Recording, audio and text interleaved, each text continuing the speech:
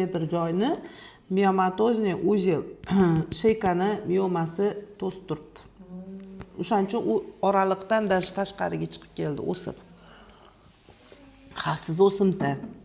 Xavfsizligi yo'q, lekin pastdan kirib buni ola olmaymiz, tushunasizmi? Qon to'xtamay qoladi, ekstreniy operatsiyaga kirib ketasiz.